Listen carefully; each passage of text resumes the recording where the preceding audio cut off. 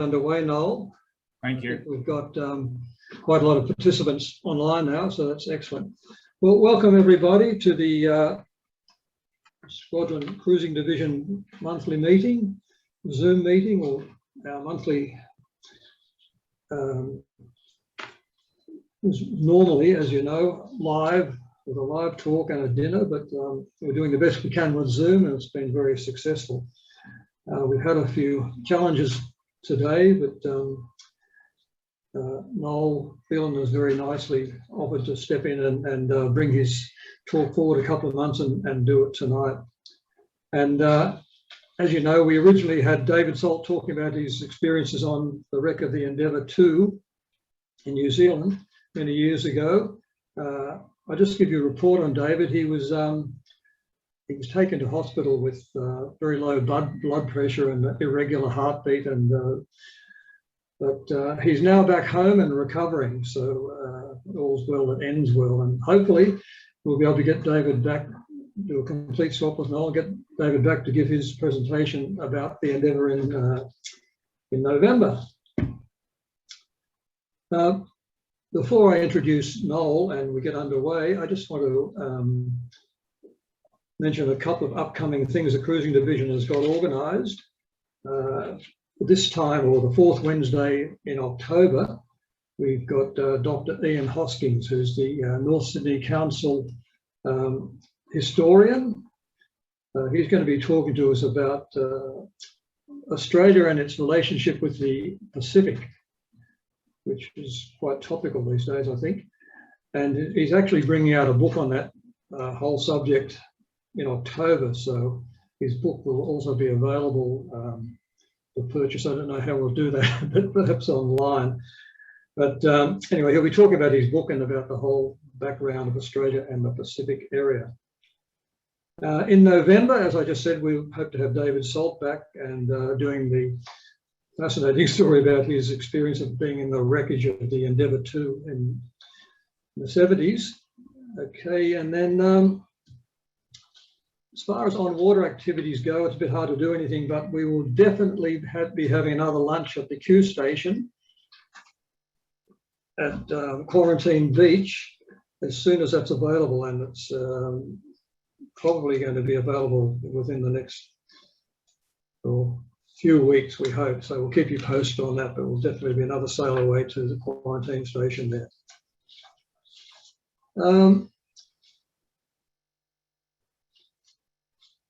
Tonight's talk will run for about 50 minutes, and we're going to allow about 10 minutes for questions and discussions that might arise out of Noel's very interesting topic. There's one other thing I just want to mention. If you've got anything to say, please do not use the chat function or raise hand. Please only use the Q&A. That way we'll be able to respond to everybody and manage the discussion. So please use the Q&A only. All right, let's move on. I'd like to introduce you to Noel. Noel's probably quite well known to you all because he's done at least 4 talks before for the squadron. He's spoken to us about the Crate, the Halverson story, the sinking and the salvage of the Costa Concordia, and women sailors back in 2020. Noel's background originally was a science and mathematics teacher, and then he moved on to IT with IBM as a system engineer, and he spent 25 years in various technical and management positions. He's been a volunteer guide at the Australian National Maritime Museum for several years now, and he enjoys showing visitors, particularly over the HMAS Vampire, HMAS Advance, HMAS Onslow, and also First Lady. He's a team leader for the National Maritime Museum Speakers Group. Noel's also a past president of the Rotary Club of Northbridge, an active volunteer in retirement for sailability, and captain of his sailing club. Noel also serves as the director of Tal Damunde organisation that looks after homeless and at-risk young people north of the harbour. He spent several years as a volunteer with Marine Rescue and Rural Fire Service, and I know he's also very active in the Naval Historical Society base at Garden Island, and he might give us some very interesting information about things that they've got coming up in the near future. Anyway, tonight he intends to enthrall us with his fascinating story of the World War II midget Japanese submarines that came in and tried to wreak havoc in Sydney Harbour. So Noel, welcome, and thanks for filling in on short notice, and please go ahead.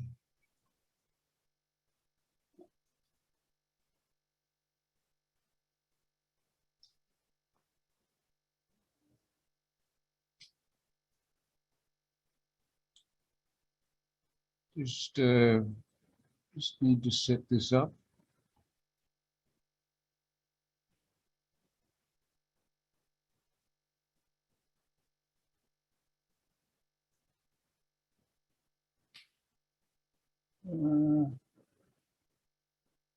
Sorry, I just got a little bit of a problem here.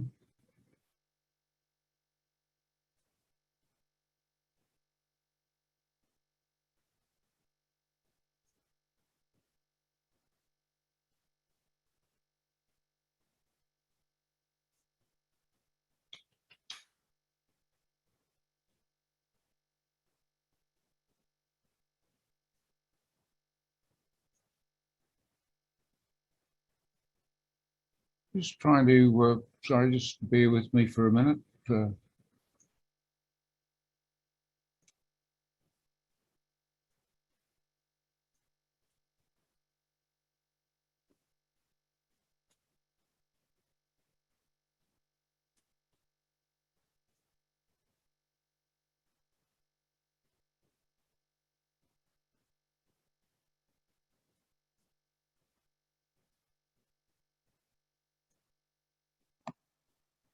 Here we go. We're all good and going now. The tonight is well, submarines are very interesting at the moment. It's on the front page of the papers most day. So you'll learn during this presentation that having the right equipment isn't everything. There's a few other things that go to getting something done. What we did this year at the Naval Historical Society was hired a ferry and took 100 people around the harbour to all the various locations where things happened with these midget submarines, and just stayed there and relayed this story. It was so successful that we've now put together 2 Navy harbour cruises, one east of the bridge taking in all the points east and west, and the other one west of the bridge, Cockatoo Island, Spectacle Island, Snapper Island, Waterhen, etc. like that. So that's something to look forward to, which I'll come back to you. But on this particular night, they were coming, and we were not particularly ready. The presentation is largely based on Peter Gross's book, A Very Rude Awakening. As you can see on the left-hand side there, he's also written a very good book about the bombing of Darwin, which is titled An Awkward Truth. And this tonight, what happened here is unknown and unknowable. I mean, there was no data or voice recorders at this point in time, so we'll never know what was said or done on some of these submarines or some of the ships that were involved. David? This is remembered as the day the war came to Sydney and the battle for Sydney. No, just a reminder to share your screen again. Once you fixed it, you forgot to reshare, please. Sorry? Just need to reshare your screen, please. Share your screen, please. It's not coming through?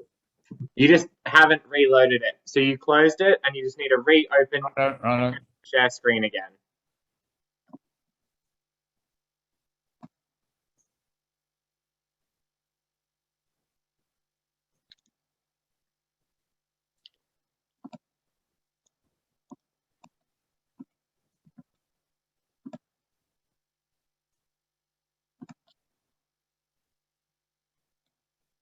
Well, I think we're right now.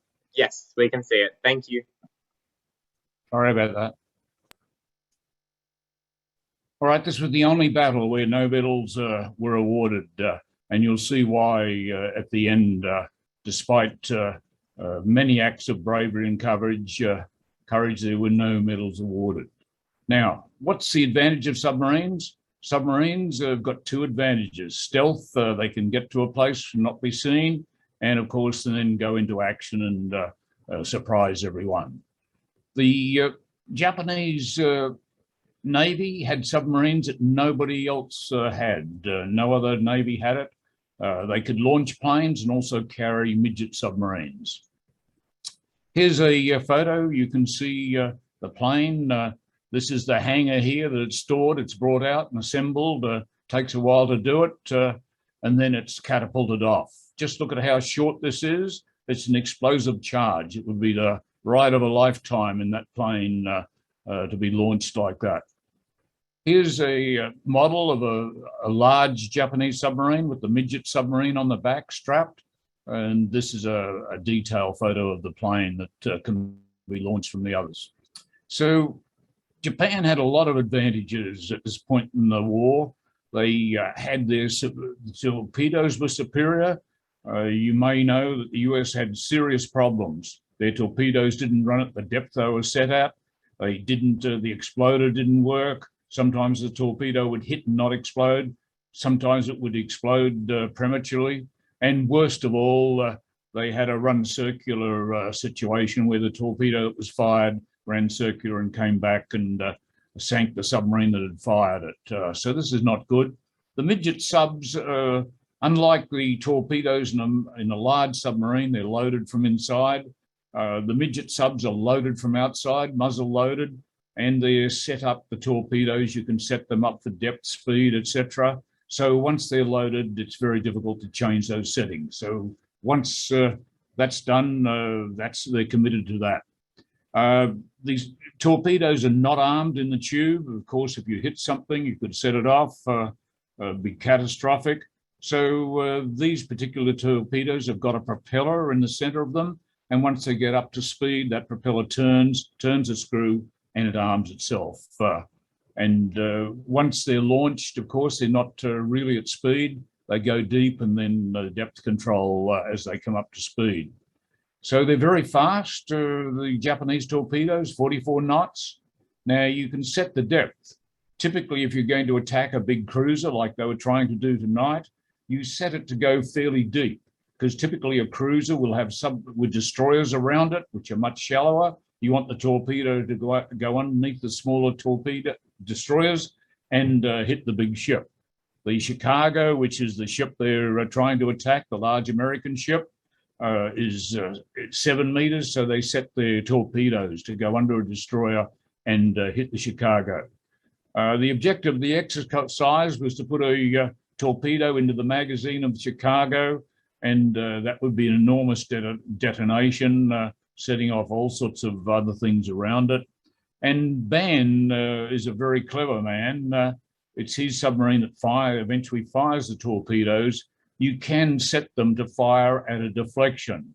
The reason for doing that is very simple. A lookout on a ship will see the torpedo coming, see the track, and then if you follow that track back, you know where the submarine is. But if you fire a deflection shot, when you follow the track back, you're not going to find the submarine at all. So that's how he set it up. The other submarines set it up into a straight running torpedo. What happens to a ship when a ship gets hit by a torpedo? Here's the moment of impact, and here's the explosion. You can see the ship is clearly broken in half. Here's another example of a torpedo hit, and they sink fairly rapidly. The top photos are, by the way, a torpedo fired from one of our Collins-class torpedoes into one of our decommissioned frigates, the Torrens. Now, all of this is important to understand what happens here in the harbour. Depth charges are designed to be thrown off a destroyer at 30 knots. The submarines typically operated at 100 feet. And they've got quite a large explosive charge in them. And in the harbour, of course, we're going to have the patrol boats, the Hollywood fleet. At best, they're going to do 8 knots. The difference here is the reason you toss them out the back of a destroyer is you want to be a good distance away when this thing goes off. With a patrol boat, you're not going to be far away, and we'll see what happens. Here's a depth charge explosive, massive explosion. You can see this is off a destroyer. It's quite a distance away. Now, back to midget submarines. Here's the Italian version of a midget submarine. There's two guys in breathing equipment. They can submerge this, drop an explosive charge under a ship. They were reasonably successful. Just look at the controls that you have in something like this, almost minimum controls. Here's a shot inside the Onslow, the Oberon submarine. You can see hundreds of gauges, valves, and all sorts of things to maintain control of a submarine and get it to do what you want it to do. Here's the famous X-craft, the British X-craft. This whole thing here is an explosive charge, and 6 of them, the Tirpitz, a sister ship to the Bismarck, the British were determined to damage and sink this. So they towed 6 by mother submarines across the Atlantic from Scapa Flow, the large British anchorage.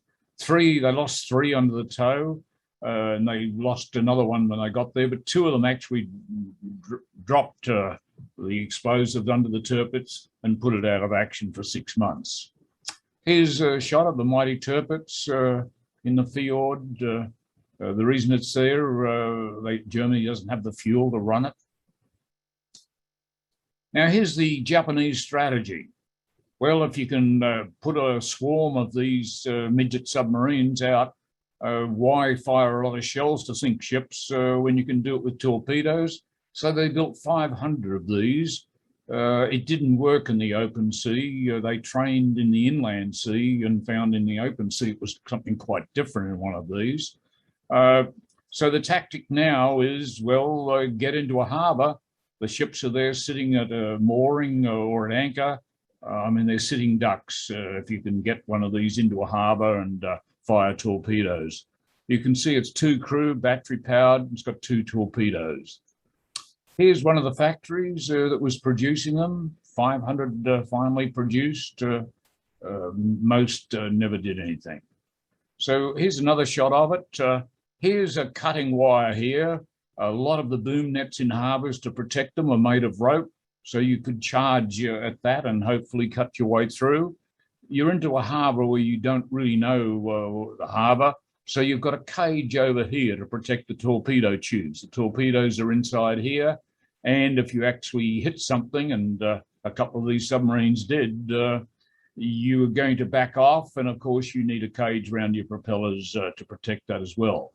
Notice it's just cigar shape. It has no hydroplanes like a large submarine, nothing to really help it control itself like a mother submarine, a larger submarine has. A little bit more detail here. They had some really ingenious features, very cramped. You can see the 2 crew here. The torpedoes are here. They had some ingenious features. It only weighs 60-something tons. So when you fire a torpedo weighing 1 ton from a tube at the front, the trim of the submarine is going to change dramatically. So they've got a movable weight here that they can move to regain the trim of the submarine after they fire a torpedo. Here's typically the electric motor driving a counter-rotating propellers, standard submarine stuff. One of the submarines that was reclaimed onto Clark Island. There's a photo inside the control tower, very basic. As I mentioned, very difficult to control. They've only got a range of 200 kilometres. After that, when they run out of battery power, that's it. And they're meant to be a single mission. Come into Sydney Harbour, sink a ship, get back out to the mother submarine if you can find it, open the valves in the midget submarine and scuttle it, and swim to the mother submarine. You could never get one back on you would never get one back onto the mother submarine, just impossible in the swell waves of an ocean. Here's the submarine at the museum. You can see here the hydroplanes. It's not a cigar shape like the midget submarines. It's also got these at the stern to control itself. Now, the Japanese culture, I need to move quickly here. The only thing that's really important here is dying for an emperor's honor, captures dishonorable, and a lot of them came from warrior class. So how do they select the crews for these midget submarines? A bit like our SAS, the elite of the elite. Seeing as it was so dangerous, if you were married, you didn't get selected. If your eldest son, same, and you were sworn to secrecy for the number of years that you trained to do this. Now, something you may not know, 5 midget subs were involved in Pearl Harbor, the Japanese attack on Pearl Harbor. One was found by a Catalina flying boat at the entrance to Pearl Harbor. It immediately radioed the USS Ward, the destroyer on patrol, and the USS Ward put a 5-inch shell through the conning tower and sank it. It's then, all of them were lost. And what happens here is, of course, the USS Ward, 40 minutes before the planes attack, radios in, we have just sunk an enemy submarine at the entrance to Pearl Harbor. The receiving station says, thank you, noted, no action taken. They're all lost, one's recovered, which we'll see in a minute. But the Americans now know midget submarines, but they did not share that with other countries. They did not tell us the Japanese had midget submarines. Here's one of the midget submarines being recovered by a salvage ship in Pearl Harbor. It's the only one that was recovered. And Yamamoto, who was the architect of Pearl Harbor, went to Harvard. Japan was an ally in World War I, and America trained a lot of the Japanese officers. They followed the British Navy discipline and traditions. So here is a massive submarine. This is Yamato's plan to get America out of the war. 18 of these are going to be built. They can contain 3 bombers in this huge hangar along here. There's 3 bombers in there. They're going to sit off the east coast of America, bomb Manhattan and Washington, and hopefully get the Americans to think twice about whether they want to be in a war. He was dreaming, of course, after Pearl Harbor, just like the World Trade Towers, there was a spirit of revenge. We'll get you. Nothing was going to deter them from going to war. Unfortunately, Yamamoto was assassinated, so there's only a couple of these built. And they were going to bomb the American cities, take the Panama Canal, which was bomb that and take it out, and finally sink the Allied invasion fleet. That was the last job they had. It didn't get done. The sub was captured. They did all sorts of things to not allow the Americans to see the technology. They launched the planes, fired the torpedoes without arming them, and eventually, with a combined crew, it was sailed to Pearl Harbor. And the naval architects from America came, and they couldn't believe it. It's like a catamaran submarine. It's got 2 hulls together to provide the stability for all those planes. And then the Russians hear that the Americans, what have you got at Pearl Harbor that the Japanese have built? This is very interesting. The Americans take it out to sea and torpedo it, and that's the start of the Cold War between America and Russia. Here's the plane. It could carry a large bomber or a torpedo that was catapulted off that large submarine. And here's the invasion fleet that was meant to attack. It's in the Caroline Islands. There's 29 carriers. There's hundreds of ships here. And the last ship is most important. Apparently Coca-Cola and ice cream were critical to keeping morale up. So one of the ships there is just, its only job is to make ice cream and distribute it to the ships. Here's a couple of shots. This is the invasion, the last job that submarine was supposed to do. Here's a couple of the rows of the aircraft carriers, and here's an aerial shot.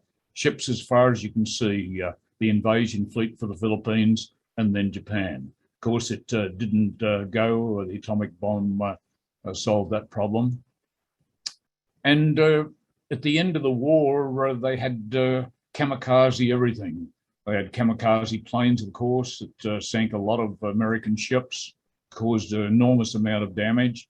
Australia too, our flagship got hit. The captain was killed, and John Collins, the Commodore, was seriously injured.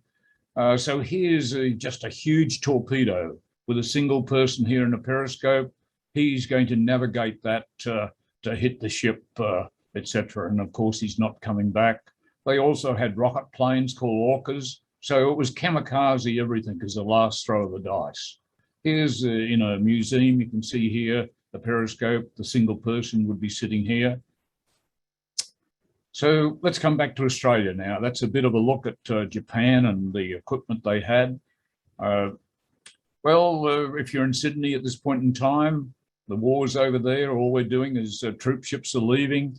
Britain's in command. She'll eventually, everyone will rally around her, just like World War I, will eventually win. And it's out of sight and out of mind, the war. So Menzies is called besotted with the royalty, subservient to Britain, whatever they want, we'll give them the Navy, whatever. Of course, he resigns.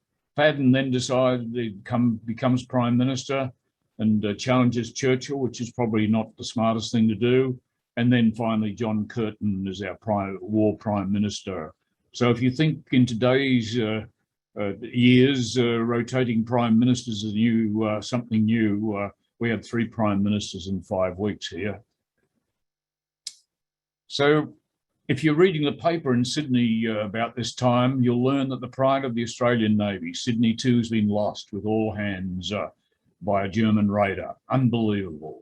Then, of course, Pearl Harbor, then Singapore, which was the base that was going to protect Australia.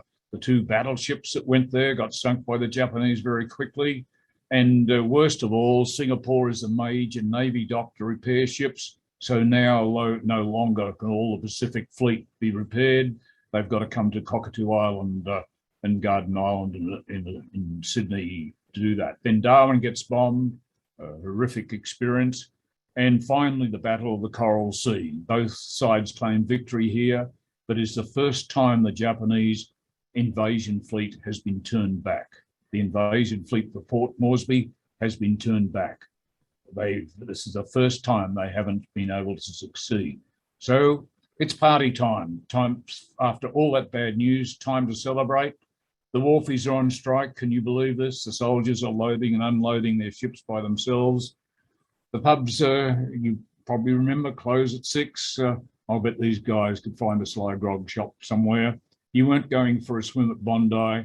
It was covered in barbed wire, and you were asked to build a slit trench or an air raid shelter. And the air raid instructions were pretty simple, is get under the kitchen table. It's probably the strongest thing in the house. Put a mattress on top. Make sure you got some food and water. This could take a while. And of course, the fashion of the day was men wore hats and ladies wore gloves. So here we go on the night of the attack. It's raining and cold, and we've got a strong southerly breeze. The harbour's choppy, and there's big waves outside in the harbour. Not a night to be out. So who are the key people or the players in this whole thing? Everyone in charge is a British officer. Nobody trusts the Australians to do much here. Newcomb comes out to have a look at the harbour. After Pearl Harbor, all the harbours have to be checked for their defences. And Muirhead Gould is in charge of the harbour, another British officer. Bode is the officer of the Chicago, the heavy cruiser, American ship in the harbour. And his second in charge is Mecklenburg. You'll see what all these people do. But the hero here is Jimmy Cargill, an MSB watchman. We're building a boom net across the harbour, and all of the stuff to build it is on barges. And it's a weekend and people are knocking stuff off. Can you believe this? In wartime, to build a defence and people are stealing it. So he's on the barge there to make sure the stuff doesn't get stolen. And here's on the Japanese side, we've got the pilot that flew over the harbour with an observer noting the position of all the ships for the submarines to come in. And we've got the 3 captains of the Midget Submarines, Tuman, Ban, Matsuo, and Sasaki is in the mother sub outside, so he's controlling the whole operation. Then in 1968, all is forgiven and forgotten almost. Matsuo's mother and his sister come to Australia. They're taken to Taylor's Bay. We'll see later in what happens. Then to the War Memorial in Canberra. And in recent years, the relatives of the M124, the midget sub off the Northern Beaches, have come out to pay their respects to the wreck there. So how did we defend the harbour? We had 6 anti-submarine loops outside the harbour, the entrance to the harbour. These are loops on the ocean floor. If anything moves over them, there's a on South Head, there's a detector there which says, hey, there's something moved over this loop. Unfortunately, tonight, it's Sunday night, they're not working. We've got 2 inner harbour loops which are working. We'll see diagrams of all this. We've got a boom net across the harbour to stop submarines and torpedoes, but the gates that control the channels either side are not in place, so it's not really in operation at this point in time. And we've got the coastal defences, the guns. There were guns on top of the pylons of the harbour bridge, for example, anti-aircraft guns, George's Head, etc. And we had the Hollywood fleet. The Hollywood fleet, here's the, all of these loops are recording like this. You've got the typical roll of paper with a needle moving over it. And the problem is watching this would be like watching paint dry. So people really weren't watching what was going on here. So the Hollywood fleet, if you had a lovely large Halverson cruiser or something like this, it was requisitioned and it was turned into a channel patrol boat or a naval auxiliary patrol boat. If it was a channel patrol boat, it had a Navy crew, machine gun, depth charges on it, and this is going to patrol the harbour. They were called the Hollywood fleet by the real Navy, then you had the auxiliary patrol boats. Typically, the owners kept these and they were unarmed and skippered by the owner with volunteers. So that's the Hollywood fleet that's going to patrol the harbour. Here's an example of Steady Hour 2, which is a Halverson. You can see the Navy crew on board up here. And there were books. The leader was another, we'll see later, books written about the Hollywood fleet. And here's Reg Andrews. He's going to be a captain of one of these. He goes to Flinders Naval College, and the training there is all about where do we need the large number of sailors on our big ships? So they're trained about guns and all sorts of things, but they don't get any training on depth charges. And he's going to become the captain of a patrol boat on this particular night at midnight. And he has no training whatsoever on depth charges, machine guns. It's all on what's on a large Navy ship. So here's what the harbour looks like. Here's inner loop 11 here. So anything that actually comes in the harbour should be picked up on one of those rotating paper scrolls. Here's the inner loop 12. So anything that turns around and comes into the main part of the harbour. Here's the boom net here with the ships at either end, the Hollywood fleet at either end. You can notice there's no gates, so it really isn't a complete net at all. What did we learn from Pearl Harbor? Here are all the boats and ships gathered together, and have a look at this here, all of the ships here. Did we disperse our boats after Pearl Harbor, where all the battleships were in battleship row? If you're a Japanese pilot and you dropped a bomb and you didn't hit the one you were aiming for, you were going to hit one anyway. So that's what the harbour looked like on this particular night. And here's a shot. Here's the boom net, etc. And the openings are incomplete. Now here's an important shot. This is a shot later. The boom, the gate is in place here. And this doesn't exist today, a channel marker. It's fallen apart since this photo was taken. And it's very important. What one of the submarine midget sub, the first midget sub into the harbour, for whatever reason comes to the western side here, turns around to go to the eastern side, hits this channel marker, backs out into the boom net, and its propellers entangle in the boom net. We'll see a bit more detail of that later. We've got the coastal defences, the searchlights, some radar, not a lot, and the anti-aircraft batteries, as I mentioned, even on top of the harbour bridge. So Newcomb comes out and has a look at how we're defending the harbour, and he says, it's hopeless, it's deficient. The people aren't watching all those loops, what's happening on. And of course, there's a lot of traffic in the harbour, the ferries, etc. So there'd be a lot of movements of the needle. They're not, nobody's taking a lot of notice. So we need an officer in there and two people. Here's a shot of Muirhead Gould, who's in charge of the whole harbour. And this is his history. He's got lots of medals, clearly a very successful officer, but he's now got a heart condition, can't go to sea.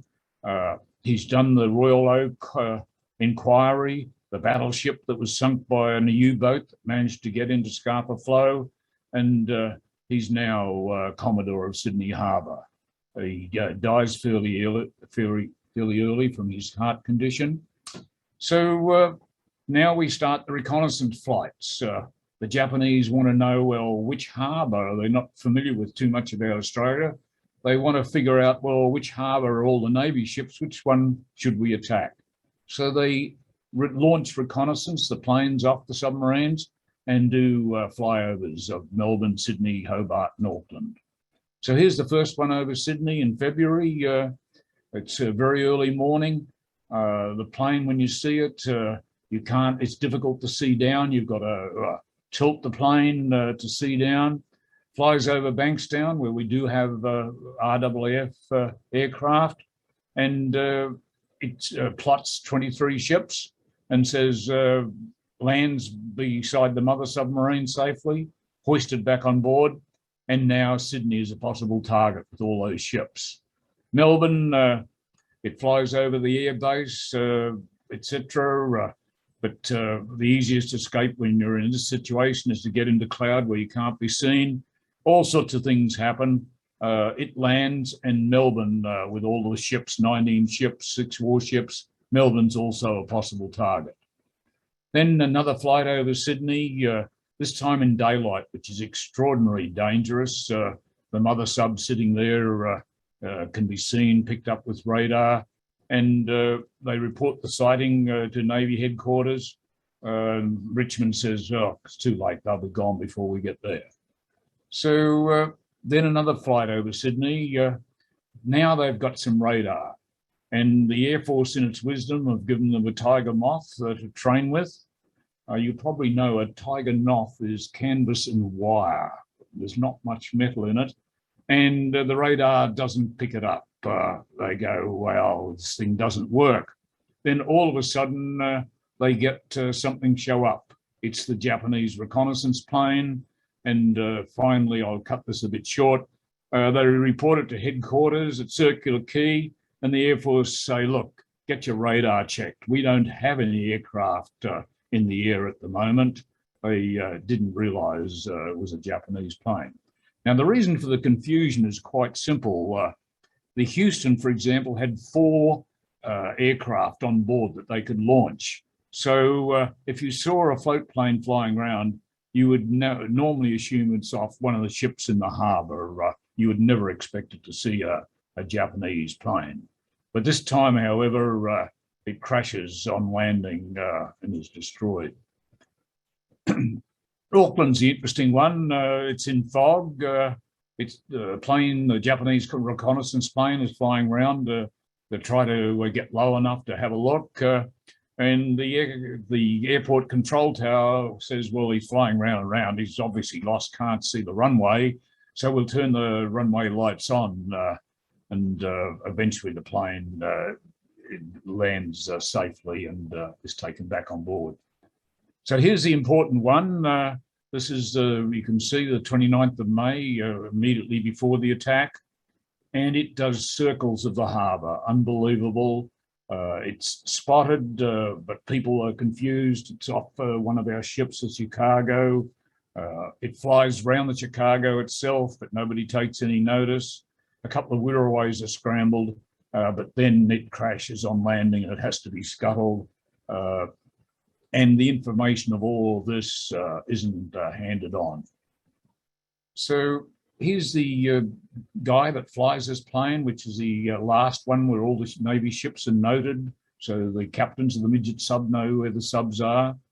By the way, the easy way to get, once you've entered the harbour, down to where all the ships are, was just follow the Manly ferry with all its lights on, which was one of the things they did.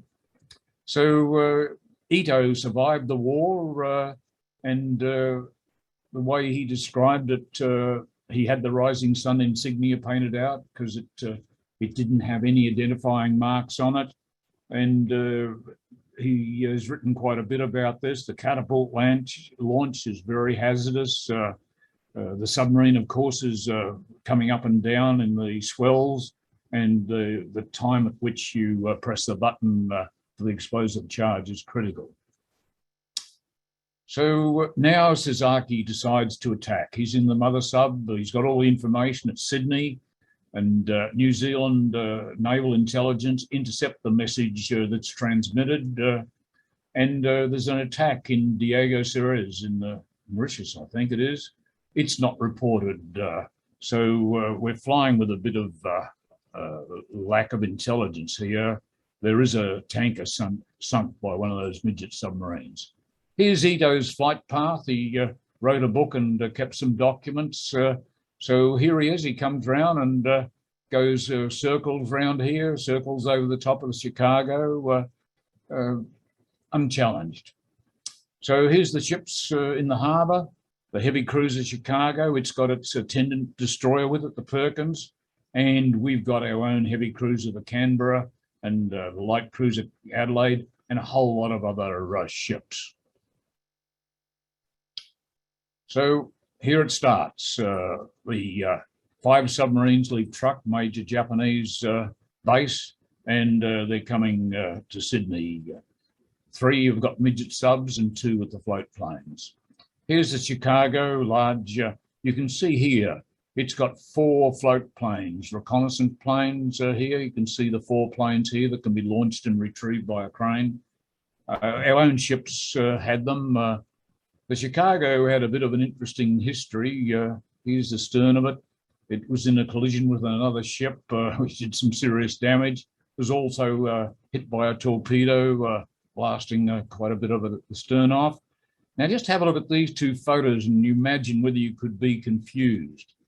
This is the American Curtiss plane off the American ship. And the planes on the Australian ships were similar. They were biplanes. Here is the Japanese plane. It's a monoplane. The floats are different. So plane identification wasn't one of the skills here of a lot of people. Here's our own, this is Sydney 2 with its Walrus plane. You can see it's a biplane. So New Zealand pick up the radio signals. So on the 23rd of May and on the 29th of May, they radio Navy intelligence in Australia and say, look, we picked up radio signals from submarines off your coast. Thank you, New Zealand. We've noted that. No action taken. So we've had 3 flyovers at Sydney, 2 messages, and then a Russian ship is attacked by a submarine outside Sydney. You would think we'd raise the level of awareness, alert in Sydney Harbour after this. So communication this day and age around the harbour is mainly done by Navy ships, by flags, light, Morse code. Radio telephone is not common at this point in time. So you need a line of sight to do the flags and the lights. And of course, with all the bays around the harbour, that's not going to work. And at night, flags aren't going to work. So communication at night, and it's a Sunday night, is going to be a bit tricky. So we've got this lookout and relay station on South Head. It's got radio telephone installed. Sunday night, not working. And the channel boats have got handheld ones, but they don't work. So back here again, here's the 2 boats that we'll talk about shortly, the 2 Hollywood Fleet Channel Patrol boats. And here's the target. 01 is the Chicago here. And 02 is its Perkins. Where's Perkins here? And here's a cuttable alongside here. Garden Island at this point in time is still an island. And however, it does have, it's not shown here, a dam around it to start building the Captain Cook graving dock. So the crew on board the midget subs, they're on board the mother subs at the moment. So they go through a ceremony to prepare themselves to get into the midget sub. And a couple of important things here is the Matsuo's got a belt from his sister, belt of 1,000 stitches.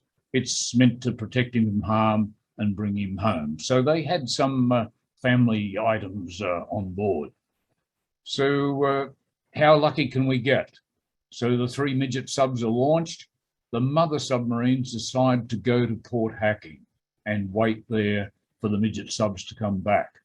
If they had sat outside of the harbour, of course, after the submarine explodes, after the torpedo explodes, all of the ships are heading out to sea where they can navigate. They don't want to be sitting in a harbour as a sitting duck. So if they'd sat outside the harbour, they could have picked the ships off as they left. So there's some, we had some real luck on our side here. So Tuman comes in first. He follows a Manly ferry. Well, that's pretty easy. But unfortunately, he comes over west, hits that thing, the channel marker, as I said, backs off into the boom net. Now, James Cargill, Jimmy Cargill, is sitting on his barge.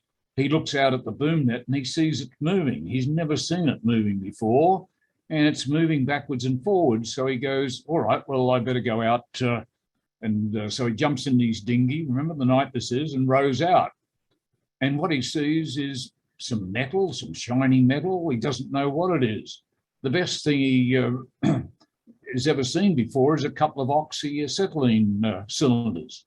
He doesn't, never seen a submarine or a torpedo. So he rows back to Yarima and says to the captain, look, there's something out there, you better follow me. The captain of the Yarima is not keen to go. He's doing some maintenance work. And he says to Jimmy, you may have had a tot of rum too much tonight. That's probably just something washed in by the tide. Anyway, Cargill is insistent. He says, well, if you can't, not going to follow me in your ship, give me one of your crew and I'll row him out. And it's a stoker, Navy experience. He takes one look and says, they're torpedoes. That's a submarine in the net. So they know something's on here. Now, the captain of Yarima is senior to the captain of the Lolita, which is at the other end of the boom net, and he doesn't want to risk his ship now. He knows he's got a submarine to contend with. So he says to Tubby Anderson, who's a rank below him, hey, you come and deal with this. So Lolita comes in, and none of these people have been trained to set depths and depth charges. They're all set at 100 feet. So he drops a depth charge. Nothing happens. A lot of the stuff is defective in wartime. All right, well, we better come in and drop one again. They drop a second depth charge. Nothing happens. They're sitting on the bottom of the harbour. They're not going to explode. The harbour's only 80 feet deep at this point. So he comes in the third time. Tuman on the submarine decides the game's up. He's reversing it, going forward. He's trying to dive it, surface it. It just entangles itself, so he sets off the demolition charge. Well, the Lolita is nearly overturned by the massive explosion, and that's the end of one of the submarines. Here it is when it's brought to the surface. The demolition charge was in the front part. A whole lot of the front part of the bow is blown off. So now Ban comes in, and once again, nobody's watching what's happening. He's recorded on the loop, but nobody sees it. He's spotted by the Chicago, who fires its 5-inch guns. They have great difficulty getting the guns lowered to do this with anti-aircraft guns. Now you can imagine what happens is when you fire a 5-inch gun almost at the water at a submarine, which is not only a few hundred yards from you, the shells just ricochet off the water. You can see on Fort Denison the scars today of a couple of the the shells from the Chicago, and they don't hit it. So the orders that ban is attack without, and as I just mentioned, he was seen by the Chicago, and Mecklenburg orders the ship to get underway, and Perkins to provide screening. They know they're in trouble. Then Ban stays underwater for 90 minutes. He's got hydroplanes on there which pick up ships' propellers. Ships are starting to move, so he's got a little bit of a problem here. He needs to do something. His ideal position would be to fire at the beam of the Chicago. It's nearly 200 meters long, but with the noise he's getting from ships moving, he has to try a stern shot. The stern is only 20, the ship is only 20 meters at the beam, and he does this deflection shot. It's going to be very difficult to do. And then the Garden Island, where the dock's being built, eventually the lights go out. They've taken forever to get them out. They're silhouetting all the ships. The first torpedoes fired, and probably from all the movies you've seen, you have a stopwatch. You know your distance you're off. You know the speed of the torpedo. You know if you're going to hit something, it's going to be X seconds away. In this case, 30 seconds.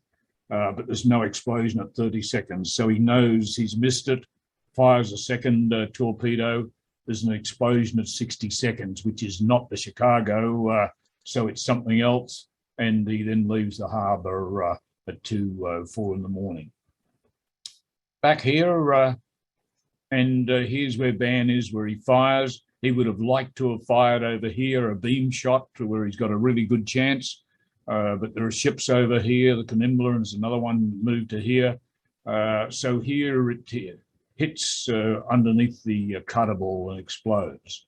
The second torpedo is defective. It skims across the surface. It doesn't arm itself. It doesn't go deep enough to spin the propeller, and it finishes up here. Now, remember I said there was a Garden Island was bridged by a coffer dam.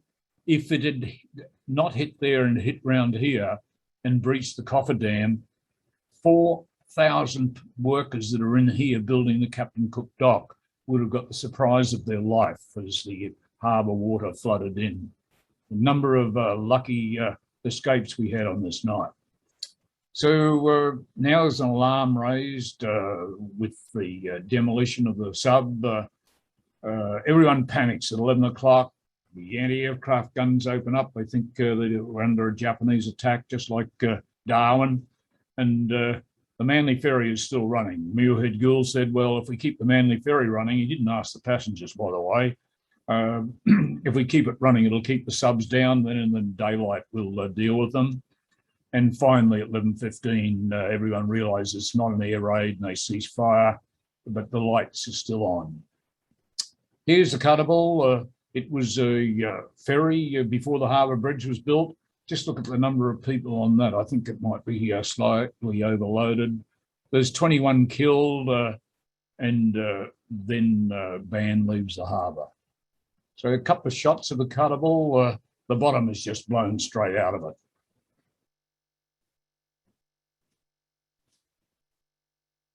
And here's the cuttable memorial at Garden Island.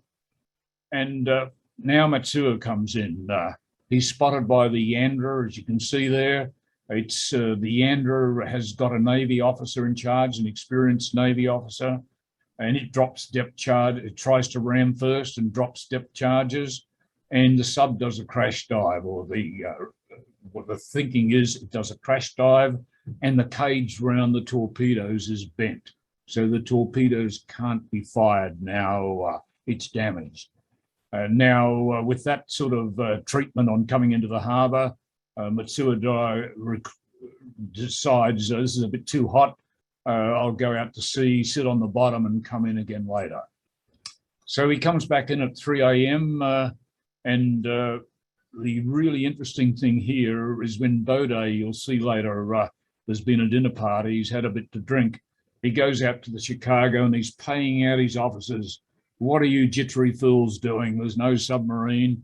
But of course, when the torpedo explodes, it all changes and Chicago heads out to sea. And he's still paying his officers out as it heads to sea. And he says, you wouldn't know a bloody submarine if you saw one. And Mecklenburg can't resist himself, the second in charge. Sir, do you mean that thing passing alongside us right now as Matsuo's coming into the harbour and Chicago's leaving? Now there's complete confusion as to how many subs. Is there 4 subs in the harbour? So now things start to change. Athing Townley takes control of Steady Hour, one of the patrol boats. There's no way they can communicate with these patrol boats. They're all sitting there and finally they get a speedboat to them and get them underway. So he knows what to do, set the depth charges at 50 foot. Reg Andrews took charge at midnight. So he's now on a ship he has no experience of, no knowledge, but he knows to set the at least set the depth charges. He's got 3 hours experience and he is going to go and finishes up in Taylor Bay. So the depth charges, he's calculated this. It's only going to be 4 seconds to drop them to 50 feet. At best, CMIS can do 10 knots. And we're only going to be 60 feet away when this explodes. And then there's a support of a mother sub off Cronulla. So here we are, spotted by CMIS. CMIS dropped 2 depth charges. They've got the sub, but CMIS itself, the engines are blown off their mountings. It's seriously damaged and it has to leave. And then Steady Hour and Yarama, 2 other Channel Patrol boats come in, continue to drop multiple depth charges for 3.5 hours. And Matsuo realizes the game's up, shoots his crewman in the back of the head, then shoots himself.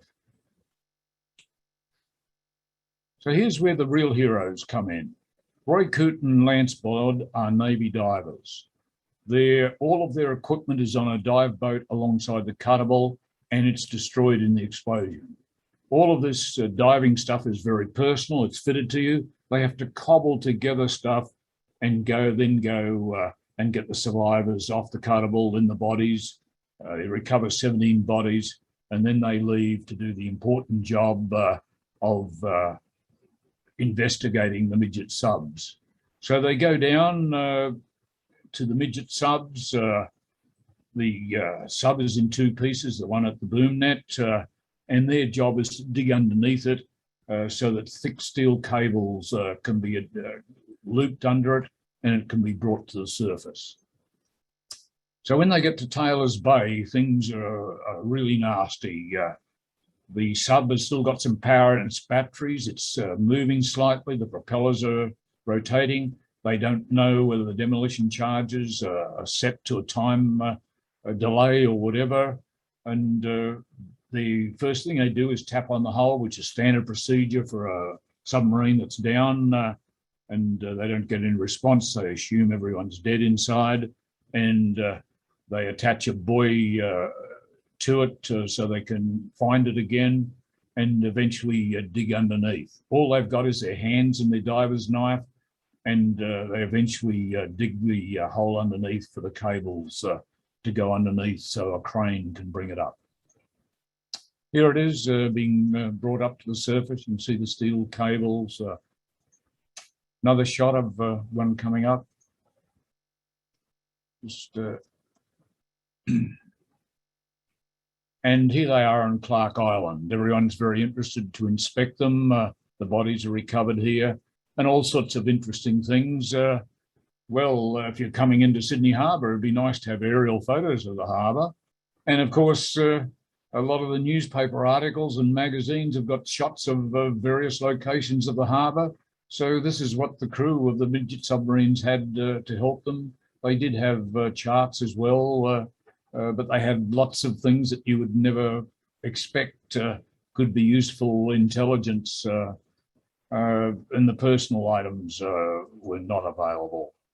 So now we've got 4 torpedoes, 2 from Taylor's Bay and 2, and the other thing is, you might recall I said when Matsuo's crash dived, it damaged, hit the bottom and probably damaged them.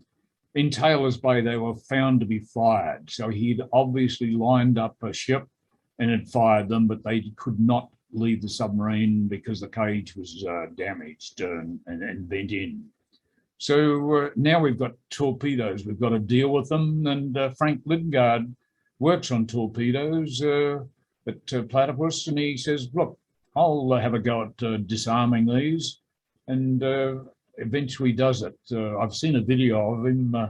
The expression on his face is he's unscrewing, because, you know, when you unscrew things on equipment like this, that could trigger the detonation of it. So he disarms the 5 torpedoes, the one that didn't explode. So here's just a quick look at the sort of routes that the midget subs took, and this is the one that's finally M124 went up and is off the northern beach.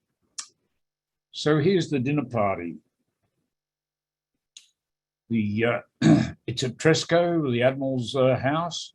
Muirhead Gould is hosting it. The officers from Chicago are there, and it's a full dress occasion.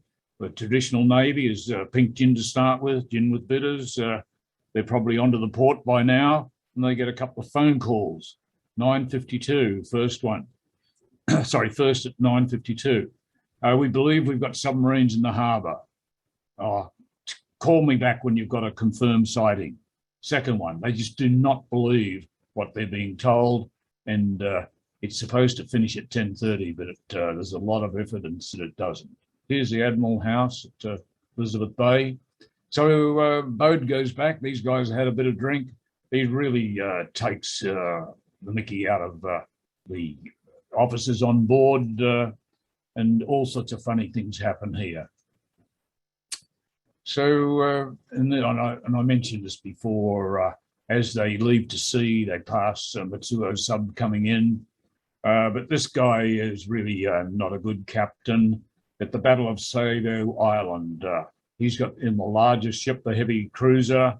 He takes a bit of damage, leaves his own fleet to go into a Japanese ambush. But worst of all, he doesn't radio the second American fleet behind him that they're also heading into a Japanese ambush, and they take a terrible beating. We lose our own heavy cruiser Canberra in this, and there's an inquiry. He commits suicide before the report is released, and the Chicago is actually sunk in World War II. So Muirhead Gould goes out to the leader, and he does the same thing. What do you mean, dropping depth charges? He just doesn't believe when they tell him what they saw. Doesn't believe them. And Tubby Anderson is the leader captain, and he just can't take it anymore, the tirade.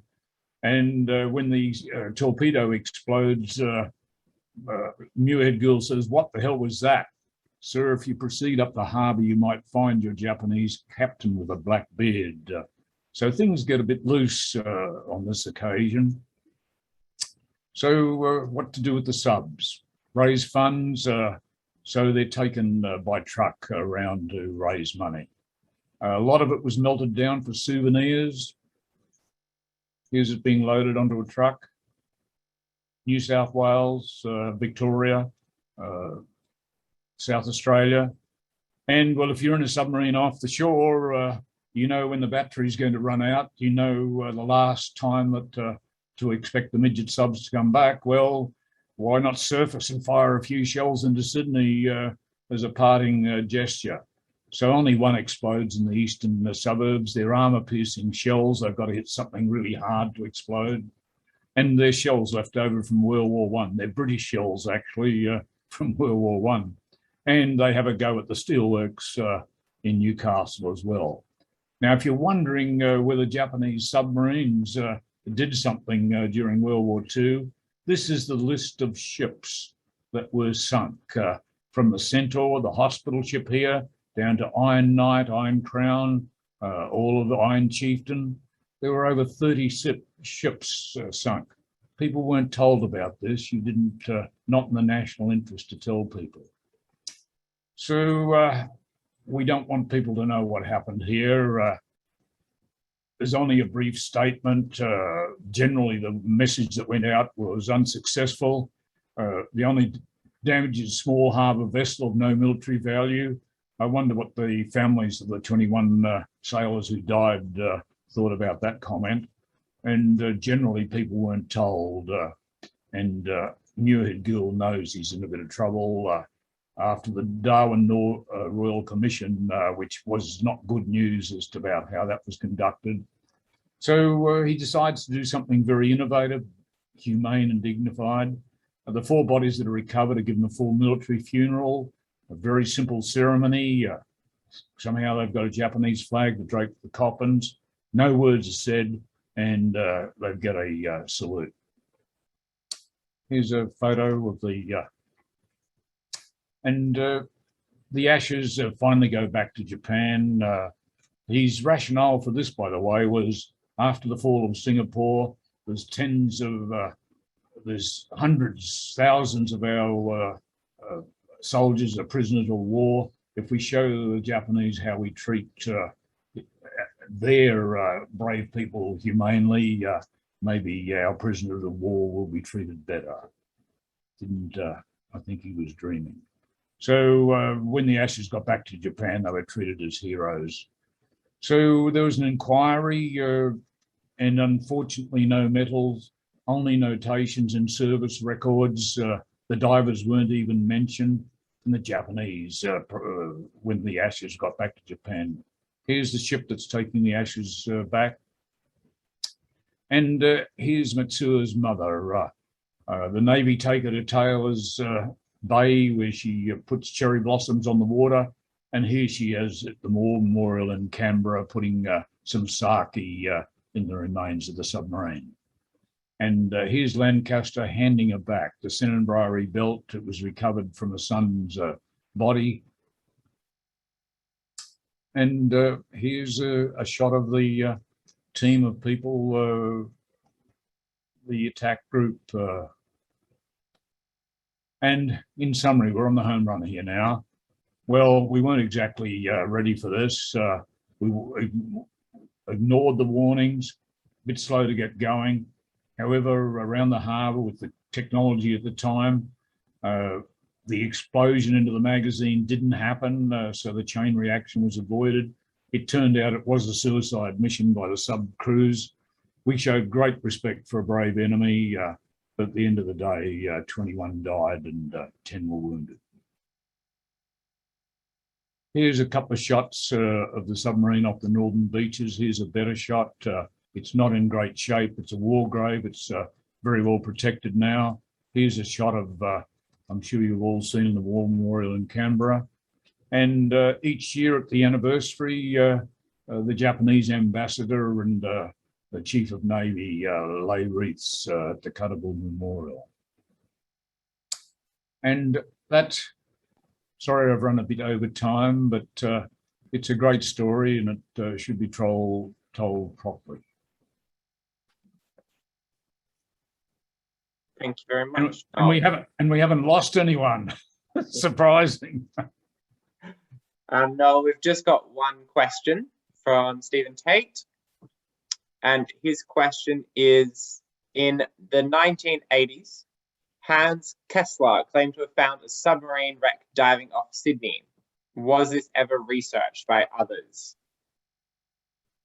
Sorry, can you read that again, please? Yep. It says, in 1980, Hans Kessler claimed to have found a submarine wreck diving off Sydney. Was this ever researched by others? Not to my knowledge. Sorry, I can't give you a good answer to that. Another one from Janine. Is it true the one in Canberra is a composite of 2? Yes, it is. It's a composite of 2. That's all the questions I've got. Did you enjoy it though? I did. I found that very insightful. Yeah, Noel, thank you very much. It was fascinating. There's so much to tell. You know, it's you need more than an hour to cover it in even more detail. But it was a really great presentation. I think it was very well received. I saw the numbers, nobody left. The numbers stayed well around 65 all the time. Thanks once again. I'm sorry that we can't give you a bottle of wine on a Zoom presentation, but a virtual bottle of wine. we'll keep one aside for you, Noel. All right. Thanks for the invitation. It's a great story, and sorry, it does take a long time to tell, but I think it's all, you know, all the bits are important.